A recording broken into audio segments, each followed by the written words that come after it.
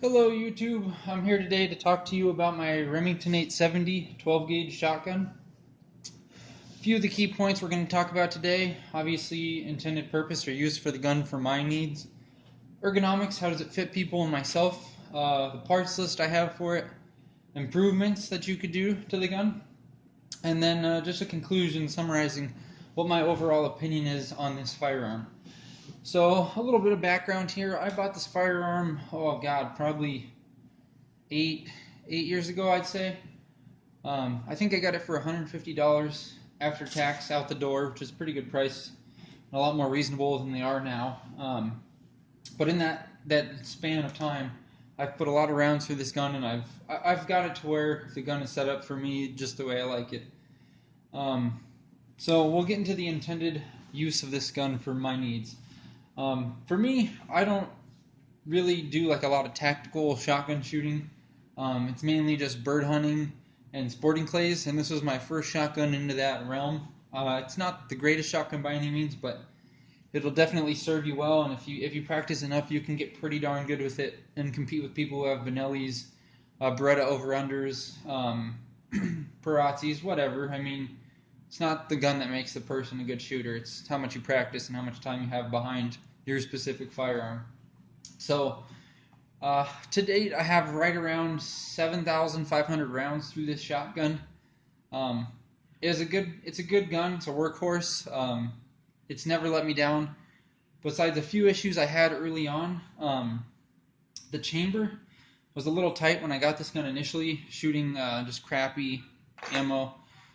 They kind of got stuck, so I polished the chamber, but other than that, I haven't really touched anything on the gun, like where I had to machine it or modify it to any substantial level. The ergonomics of this gun, when it comes to 870s, they fit pretty darn well from the factory. The length of pull isn't too short, but it isn't too long for most people. It fits me really well. The one issue that I will note with the standard length of pull stock from Remington is the butt pad itself is a little sticky on the sides, so it'll stick to your clothes when you take it out of your shoulder pocket. So a little electrical tape. I think mine's pink right now, if I'm not mistaken. Yeah, it's pink. Um, that solves the issue on the sides, and then the back stays nice and grippy. Uh, the forends, they have a lot of forends that you can get these with. There's the shorter one where it usually comes up to like right about here, and it kind of just chopped off straight at the back. I've shot a lot of those, and I don't like that forend as much as this one in particular, just because there's a lot more reach and it's more comfortable for me. I have pretty long arms, but even then, holding up just in this range right here, it can be a little taxing after an all-day shooting event. So for me, this is the forend I would recommend. It's very comfortable, easy to cycle, and nothing wrong with it. Plus, it just has a really good feel for when you're swinging the gun through a clay. So that's my recommendation on it. Um, this gun itself is a fairly light shotgun, considering how big it is. It's got a 28-inch vent-ribbed barrel. I have a Carlson's extended choke at the front end, and it's a full. I only run fulls in all my shotguns. Um, but overall, it's a pretty light gun. I've used it a lot for hunting, and I haven't ever felt that it was too heavy or kind of encumbering or over encumbering. It's a pretty light gun. It swings well, and it fits my needs, and it fits me very well. Um, so the components that I have into this gun, as I stated before, I run Carlson's chokes, and I only run a full. You can see it at the end there. I only run Carlson fulls just because for my needs I like hitting clays at farther distances. And same for birds. I have a skeet choke that I've used once right here. I have a modified I haven't even used, I don't think. And then the factory Remington choke I have maybe 1,000 rounds through.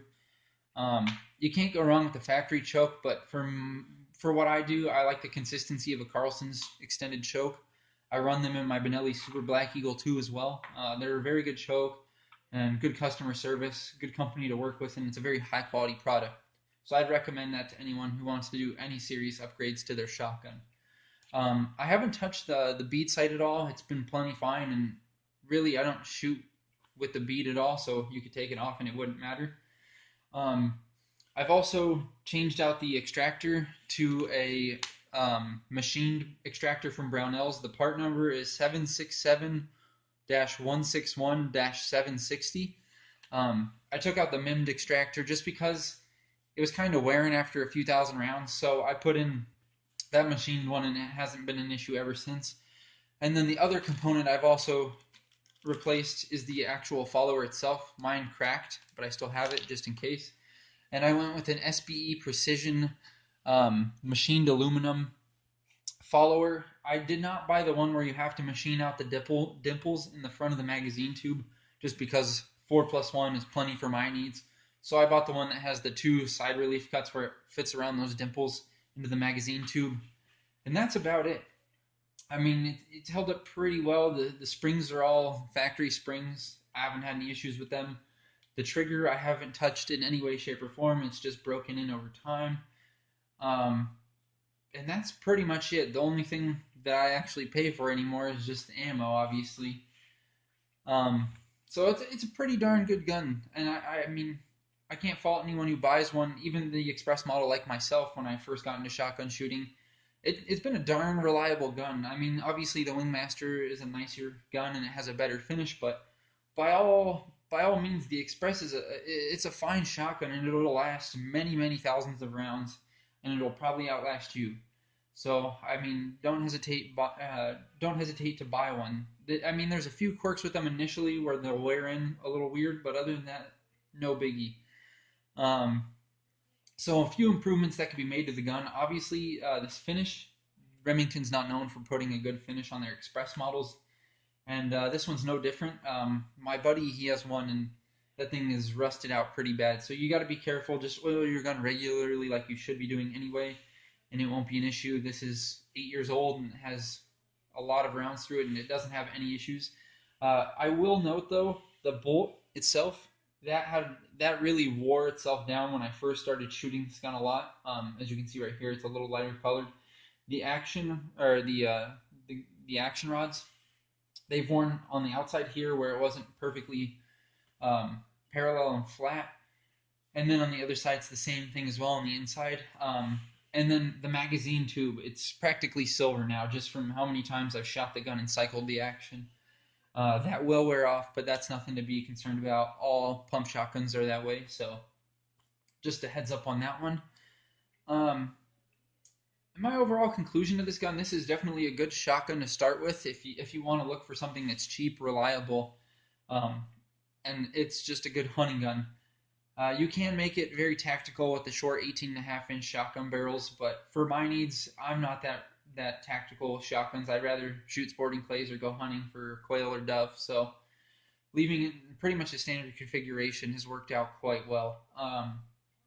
The biggest recommendation I could say is buy a lot of ammo and shoot the gun as much as you can, and you'll get better and more proficient as time goes on. It's a pretty darn good gun. You can't beat it.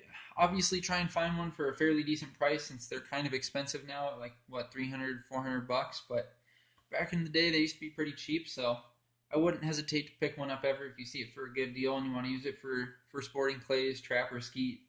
It won't let you down, and it stands right up there with the competition if you shoot it well. So, pretty solid gun.